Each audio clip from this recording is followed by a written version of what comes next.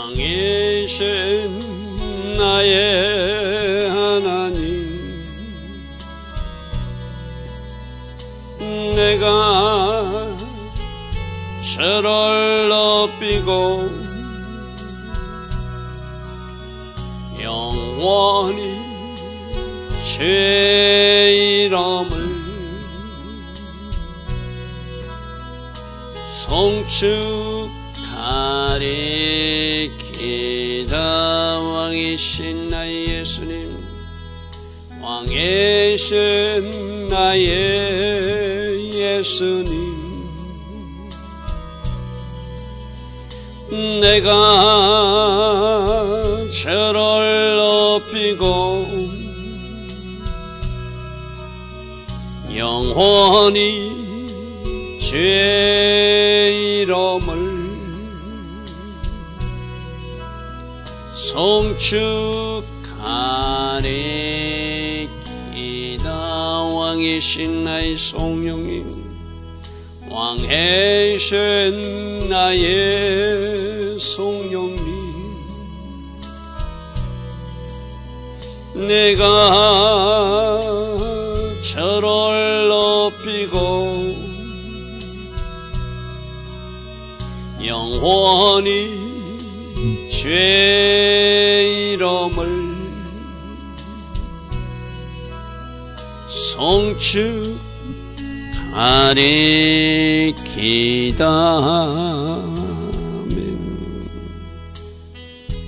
좋으신 아버지 하나님, 오늘도 우리에게 새벽 은혜 허락하여 주시고 하루의 첫 시간 먼저 하나님을 예배하게 하시니 감사합니다.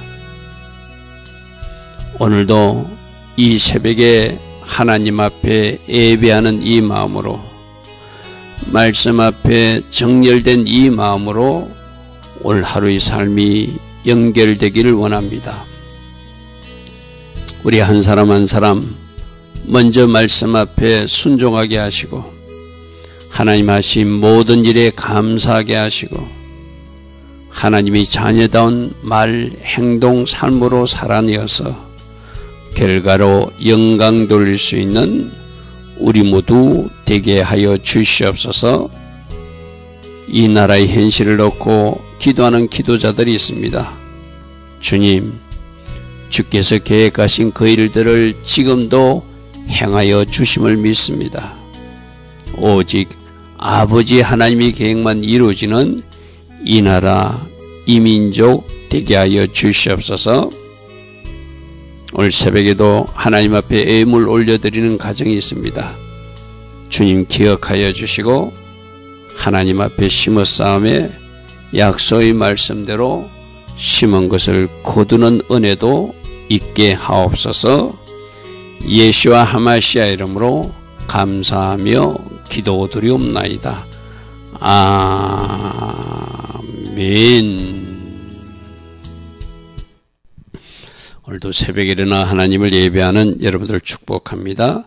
자, 오늘은 8장 보겠습니다. 역대상 8장.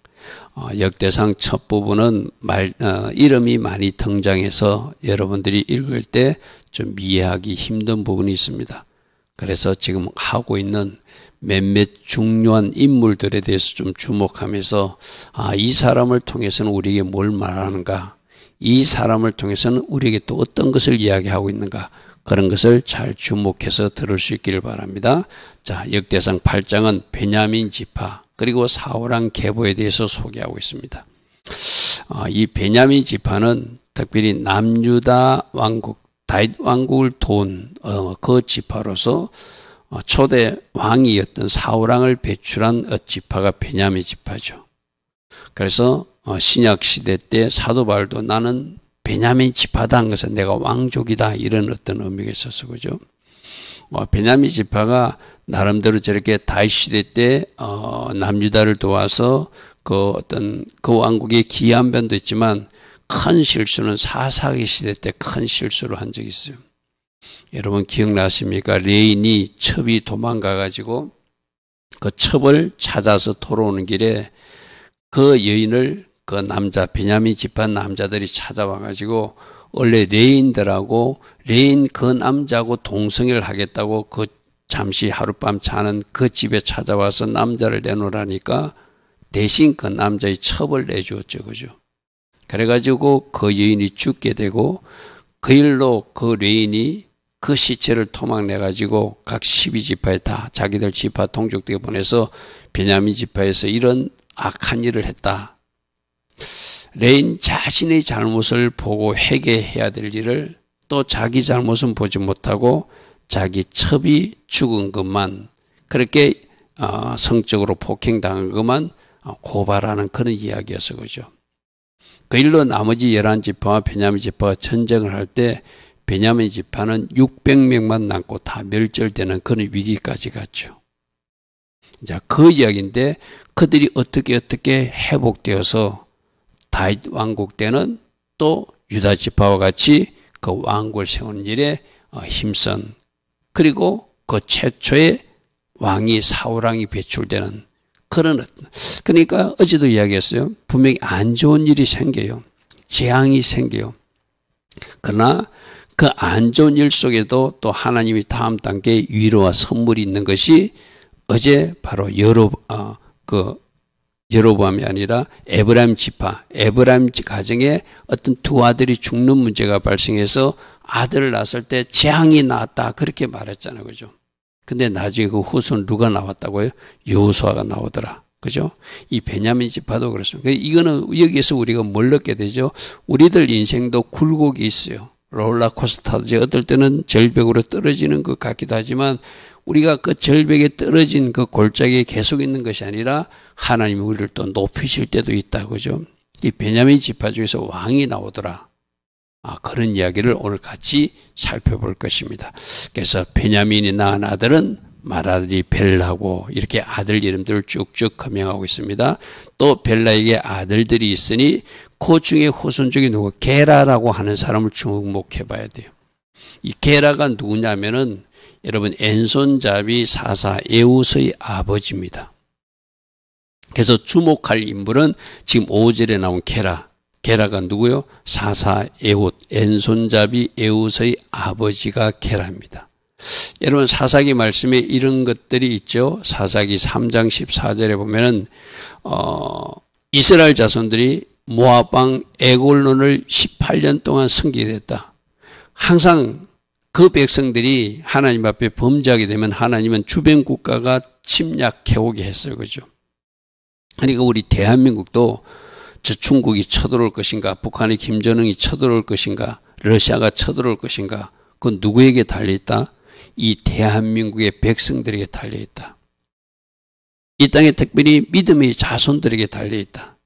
하나님을 믿노라 하는 그들이 하나님이 기뻐하지 않는 일을 하면은 하나님은 그 자녀들을 징계하기 위해서라도 애국군들을 쳐들어오게 하는 것이 사사기 인생이었어요. 그죠? 이스라엘 역사에서도 통일한 일이 벌어졌고 그래서 이 땅에 전쟁이 일어나고 안 일어나고는 뭐 트럼프가 하는 것도 아니고 시진핑이 하는 것도 아니고 김정은이가 하는 것도 아니에요.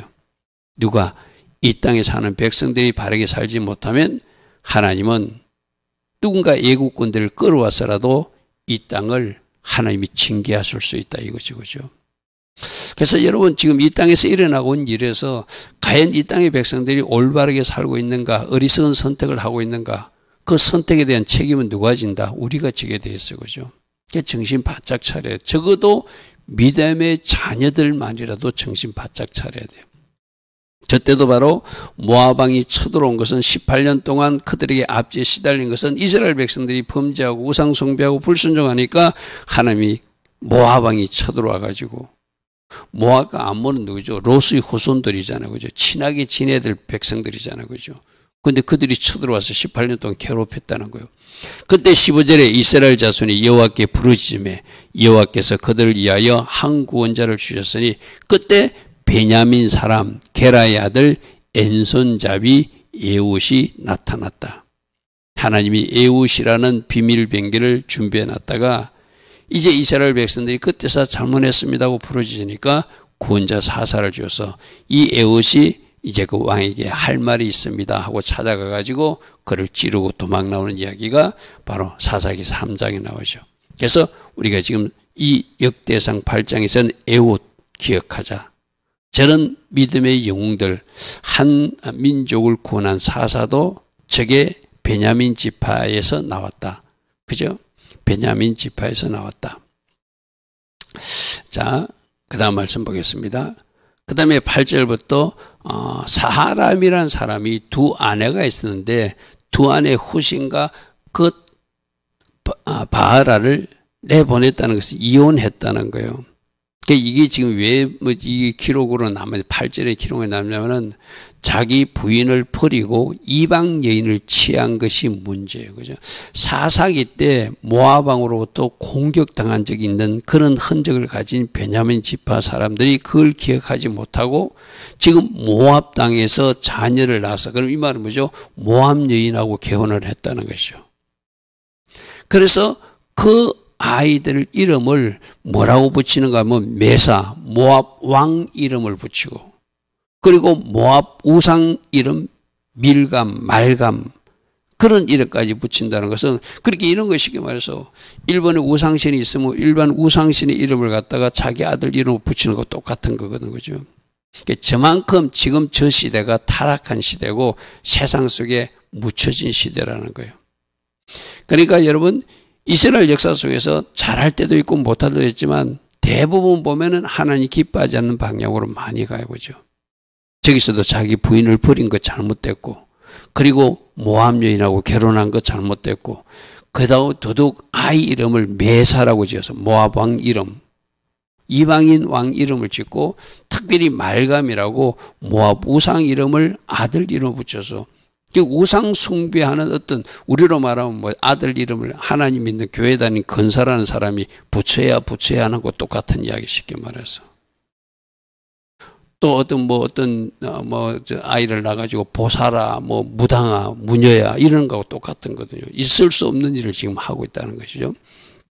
이혼 후에 이방인과 결혼해서 이방신 이름을 아들 이름으로 짓는, 세상 속에 완전 파묻혀 사는 그런 어떤 모습이 지금 베냐민 지파에서 나타나고 있다. 그리고 여러 지역에 사는 이름을 지금 기억하고 있는데 13절에서 그들이 비로소 가드 주민을 쫓아냈다. 또 이건 또 잘한 거예요, 쉽게 말해서.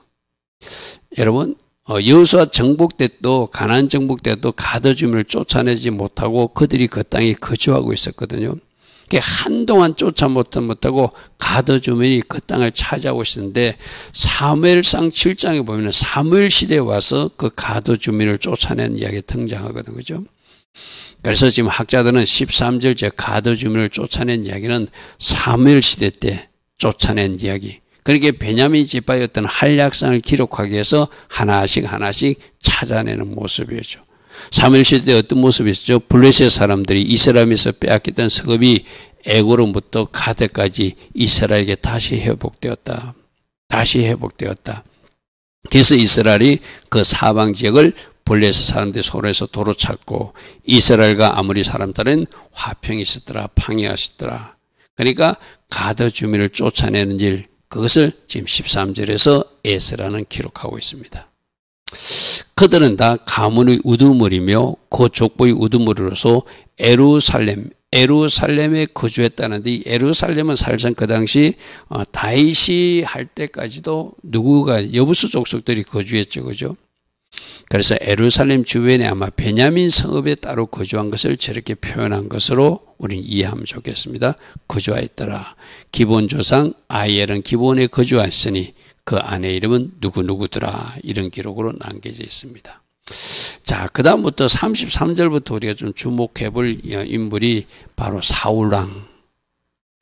여러분, 베냐민 지파가 아까 사사기 때 600명까지 멸절될 뻔한 그런 지파라고 그랬어요, 그죠? 저 사울왕을 처음 부를 때도 우리는 가장 작은 지파 중에 한 지파인데 어찌 우리 지파에서 왕이 나옵니까 하고 있을 수 없는 일이라고 고개를 절리절리 흔들었던 사람이 저 사울이었거든요. 저 때문에도 사울왕은 굉장히 겸손했어요. 그래서 하나님이 부름을 받아가지고 그 군대를 조직해가지고 나라를 바르게 세우고 하는 그런 아름다운 일이 초반부에는 있었어요, 그죠? 근데 역사들이 기록해 보면은 사울왕이 왕이 되고 나서 2년째부터 변질되기 시작해요. 자, 오늘 사울왕을 좀 주목해 봐야 되거든요. 사울왕을 하나님이 40년 동안 왕이 있게 해요. 근데 2년째부터 변질되기 시작하는 게 바로 다윗이 등장해가지고 골리앗과 전쟁을 했을 때 이기고 돌아오니까 막 사람들이 누구를 막 만세했죠. 다윗은 만만이요, 사울은 천천히라고 오히려 다윗을 더 높이니까 거기서부터 이제 시기 질투하기 시작하면서 저 사울왕이 다윗을 죽이려고 쫓아다니는 이야기가 거의 일평생 30몇 년 동안 계속 이어지는 이야기죠. 그죠? 그래서 나중에 어떤 일도 일어나죠. 이 사울왕은 아말렉 족속을 다 진멸하는데 이제 자기 기준으로 사는 것, 쉽게 말해서 사람이 타락하게 되면, 불순종하기 시작하게 되면 하나님의 말씀대로 살지 않게 되거든요. 시기 질투가 들어왔던 것부터도 하나님 주신 마음으로 사는 게 아니죠. 그죠? 오히려 자기 나라를 건진 그 다윗을 훌륭한 요직을 주가지고 살려야 되는데 정작 자기 아들 요나단은 그 다윗의 영성을 알아보고 그와 언약을 맺고 그와 친구가 되어서 서로 사랑하고 서로 생명처럼 사랑하는 사이가 됐는데, 오히려 아버지 사울은 이 다윗을 죽이려고 쫓아다니는 사람이니까 문제죠. 그죠? 근데 하나님이 그런 일이 있음에도 불구하고 하나님은 그 사울왕을 즉시 패하지 않아요. 그죠? 이거는 하나님이 사울왕을 기다려줬다는 의미도 됐고, 그 기간 동안 또 다윗은 훈련받는 기간이어서, 쉽게 말해서, 그죠? 쫓겨다니면서도 죽이는지 안 죽이는지, 하나님이 손댈 때까지 다윗이 자기가 먼저 손을 들어서 하나님이 기름 부은 사울왕을 내리치는지 안 치는지, 그렇게 다윗 쪽에는 하나님이 테스트고 훈련 기간이고 사울 쪽에는 하나님이 기다려주는 회개 기간이었죠. 그죠? 그죠? 다윗은 잘 훈련받고 잘 인내하고 하나님 때까지 기다리니까 결국 전쟁터에서 사울왕은 죽게 만드신 하나님, 그게 하나님의 심판이었죠. 그죠? 그래서 저기서 사울과 요나단을 제가 가로로 펴는 것은, 한 사람은 하나님의 마음과 같이 묶여져서 다윗을 돕는 위치에서는 요나단이고, 한 사람은 하나님이 다시 그 나라의 왕으로 세우려고 하는 그 다윗을 죽이려고 하는, 여러분 생각해보세요. 하나님이 세우려고 하는 다윗을 죽이려고 하는 사울은 그 하나님이 대적자잖아요. 쉽게 말해서. 그죠? 하나님이 자기도 기름 부었지만 이제 다음 왕으로 다윗을 세우려고 하면 그걸 죽이려고 쫓아다니면 안 되잖아요. 그죠? 그런데 죽이려고 쫓아다니는 사울이었던 것이죠. 그죠? 거기서 누가 하나님 편에 서서 하나님과 같이 움직였는가? 아들 요나단이라는 것이죠. 그죠? 오늘 우리도 마찬가지입니다. 지금 내가 어떤 일을 하고 있는 것이 하나님 편에 서 있는가? 하나님 기뻐하신 쪽에 박수를 치고 있는가? 아니면 하나님 기뻐하신 아니한 쪽에 서가지고 박수치고 좋아하고 있는가? 그건 항상 우리가 생각해 봐야 돼. 사울과 요나단을 통해서 주는, 우리들이 주는 어떤 교훈이기도 합니다. 자, 저기서 요나단 아들 머리바알이라는데, 저기 여러분 성경에 나오는 머비보셋입니다. 머비보셋은 뭐죠? 유모가 아이를 데려가다 떨어뜨려가지고 절름발이가 됐던 요나단의 아들. 저 이야기를 우리 다음 말씀으로 좀 살펴보겠습니다. 다윗과 요나단은 서로 약속을 하죠. 여러분 사무엘상 18장을 펴시면 좋겠습니다. 사무엘상 18장 3절에 보니까 자기 아버지가 죽이려고 하는 것을 알고 요나단은 아니야, 나는 너와 약속을 맺고 너와 언약을 맺을 거야. 너는 내 생명처럼 살아가고 내 형제로 내 친구로 내가 너를 도울 거야 하면서 자기 군복도 벗어주고, 이 말은 무슨 말이죠? 다음에 왕이 될 사람은 내가 아니고 너라고 하는, 여러분 이거 쉽지 않거든. 그죠?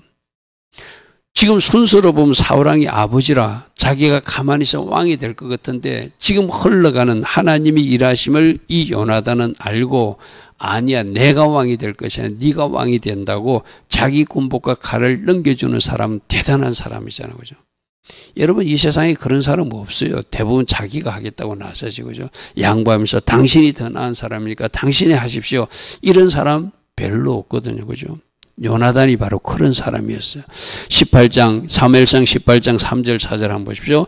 요나단은 다윗을 자기 생명같이 사랑하여 더불어 언약을 맺었으며 요나단이 자기가 입었던 겉옷을 벗어서 다윗에게 주었고 네가 왕세자고 네가 다음 왕이라는 거 쉽게 말해서 자기의 군복과 칼을 활도 띠도 그렇게 다 주면서 나는 너를 지으시하겠다는 거예요. 나는 너의 편에 서겠다. 아버지 편에. 여러분 제가 요즘 그런 이야기를 하죠. 우리 소포팀 주간에 가족일지라도 가족에게 정의라는 뇌물을 받고 무조건 가족 편 들지 마라. 저 요나단도 무조건 가족 편 되면 아버지 편 들어야 되잖아요. 아버지가 다윗 죽인다고 하면 다윗을 죽이는데 앞장서는 사람이 요나단이 돼야 되잖아요. 그러나 하나님의 사람은 다르잖아요. 하나님 편에 서잖아요. 하나님이 어떻게 생각하는가. 무조건 가족이라고 아버지라고 편들잖아요. 우리는 보통 그러거든. 가족이라고 아이라고 아이 편들고 아버지라고 아버지 편들고 엄마라고 엄마 편드는 게 이 잘못된 어떤 가족이라는 어떤 묶임이잖아요. 그죠? 요나단은 그렇지 않습니다. 하나님 편에 서니까 다윗 편에 서게 됐어요. 쉽게 말해서. 그죠? 그래서 자기가 입을 그 왕복, 자기가 다음에 왕복을 입을 수도 있는데 자기가 모든 것을 다윗에게 준다는 의미로 겉옷도 던져주고 군복도 칼도 활도 다 주면서 네가 다음 왕이라는 거 쉽게 말해서. 그죠? 저렇게 도왔던. 그래서 나중에 어떻게 되죠? 사울왕이 자기 아버지가 죽이려는 거 알고 서로 약속하고 너에게 사인을 보냈으니까 멀리 던지면은 네가 그걸 보고 빨리 도망가라. 그렇게 해서 도망가게 도와주는 친구가 요나단이잖아요. 그죠? 여러분들이 알고 있습니까? 유명한 복음성가 목사님들 두 분의 다윗까지 요나단이 있죠. 그죠? 바로 그 우정, 그런 의미로 두 목사님이 그 복음성가를 부르는 모습을 제가 그 영상에서도 본 적이 있거든요. 우리가 배워야 돼.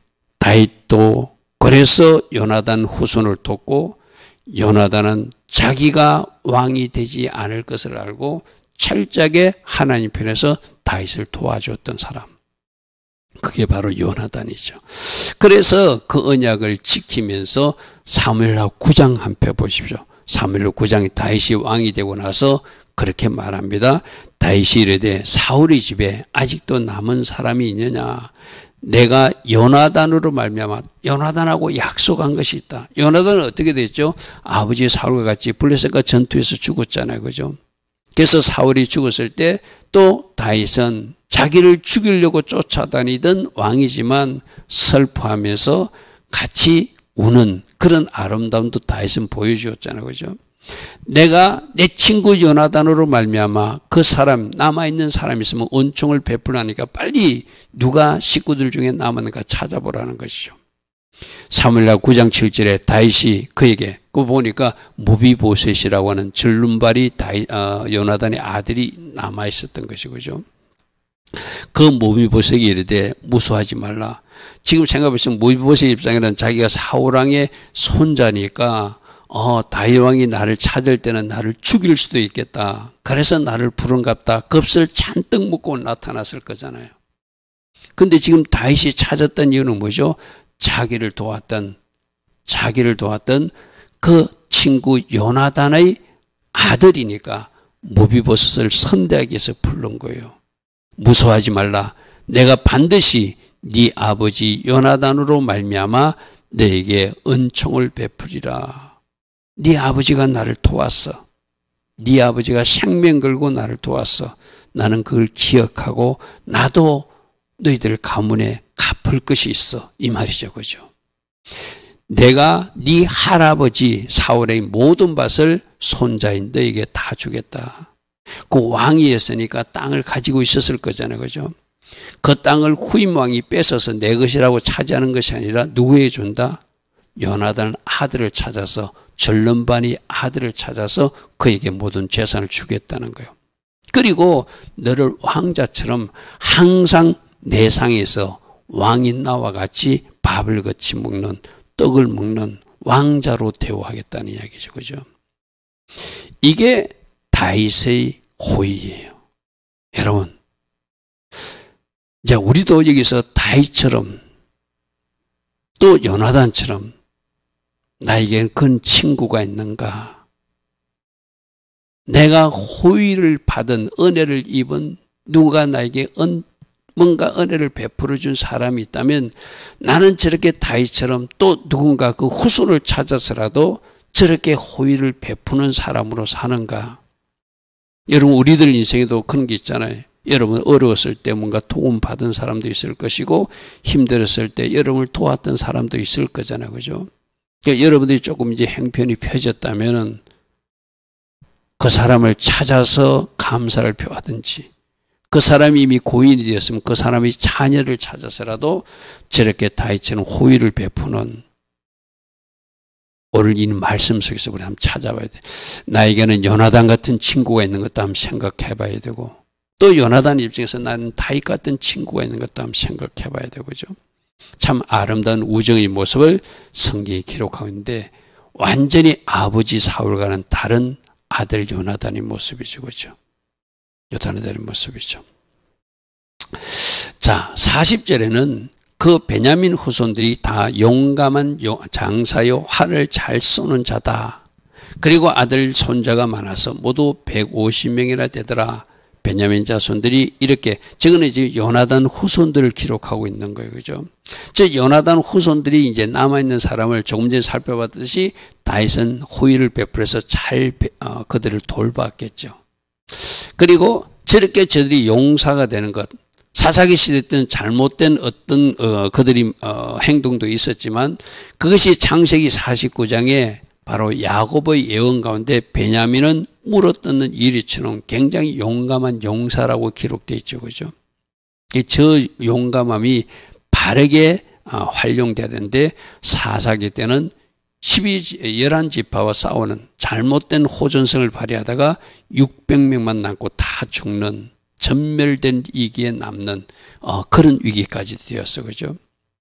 자, 그래서 야곱의 예언이 지금 40절에 보니까 이루어지고 있어요. 사사기에 600명밖에 없었던 사람들이 저렇게 점점 용사로서 회복되고 있다는 이야기를 40절에서 기록하고 있고 결국 사울왕이 왕이 되었고 그죠? 그런 어떤 지파로 베냐민 지파가 기록되고 있어요. 자, 사사기 20장에 아까 여러분 600명 남는 이야기는 그 앞부분을 여러분 이 새벽 시간에 다 살펴볼 수 없지만 한번 살펴보시기 바랍니다. 거기서 굉장히 주목할 이야기는 한 내인이 먼저 잘못한 거예요. 그 첩이 도망갔으면은 하나님이 도망가게 했다고 안 찾아가야 되거든요. 근데 자기 개인적 육신적 쾌락을 위해서 그 여자를 찾아오는 일부터 그 여자가 바람나서 도망갔으면 하나님이 불리시겠다 하고 그만둬야 되거든요. 찾아오면서 저 베냐민 사건이 발생하는 거거든요. 그 사람을 진짜로 사랑해서 찾아왔다면 남자들이 그 여자를 내놓으라 할 때 자기가 차르스에 나가서 막아서라도 안 내놔야지 또 자기는 살겠다고 그 여자를 남자들에게 내어줘 가지고 그렇게 밤새도록 시달리다가 죽고 마는 사건이 사사기에 일어난 사건이거든. 그죠? 그래서 그 일로 11지파와 전쟁하다가 600명만 남는 저 베냐민 지파 그런 큰 실수가 있었어. 그죠? 그런데 하나님은 그 베냐민 지파 중에서 사울왕을 세워서 또 한 번 호의를 베풀어 주지만 그 사울왕도 제대로 하나님이 그 어떤 기대에 반응하지 못했어요. 오늘 우리가 주목하는 사람은 사울의 아들 요나단은 기억하자. 저렇게 살아야 된다. 하나님 편에 서서 하나님 뜻이 무엇인지를 알고 아무리 아버지지만 아버지 편에 서지 않고 하나님 편에 서서 다윗을 도왔고 그것을 기억하고 다윗은 또 그 아들 모비보셋을 돕는 그런 아름다운 모습은 우리가 배울 수 있기를 바랍니다. 좋으신 아버지 하나님, 항상 우리는 성경 인물 속에서 잘못된 사람도 보게 되고 또 바르게 달려가는 우리가 배워야 될 사람들의 모습도 있습니다. 오늘 요나단의 영성 또 다윗의 영성 잘 살피게 하시고 사울은 왜 실패했는지도 또다시 묵상하면서 우리 삶에 실패가 일어나지 않고 하나님 기뻐하신 아름다운 열매만 가득 맺을 수 있는 그런 하나님의 자녀로 살기로 결단하는 이 새벽 되게 하여 주시옵소서. 지금은 우리 주 예수 그리스도의 크신 은혜와 하나님 아버지의 영원하신 그 사랑과 성령 하나님 오늘도 우리 안에서 내주하시고 주의 성령으로 다스려 주시고 기름 부어 주시고 성령 충만의 복으로 우리와 함께하여 주시는 그 은혜가 오늘도 새벽에 일어나 다윗의 영성으로 요나단처럼 살기로 결단하는 주의 자녀들 머리 위에 이 땅 대한민국을 놓고 오늘도 기도하는 모든 중보자들 위해 지금부터 영원토록 영원히 함께하여 주시기를 간절히 축원하옵나이다. 아멘. 주님 감사합니다. 주님 감사합니다. 항상 말씀 속에서 우리가 닮아야 될 사람들 모습을 잘 보게 하시고 또 이런 사람은 우리가 절대로 닮지 말아야 되겠다. 그런 모습도 잘 살펴서 우리가 바른 선택과 결정을 오늘도 이어가게 하옵소서. 주님 감사합니다. 주님 감사합니다.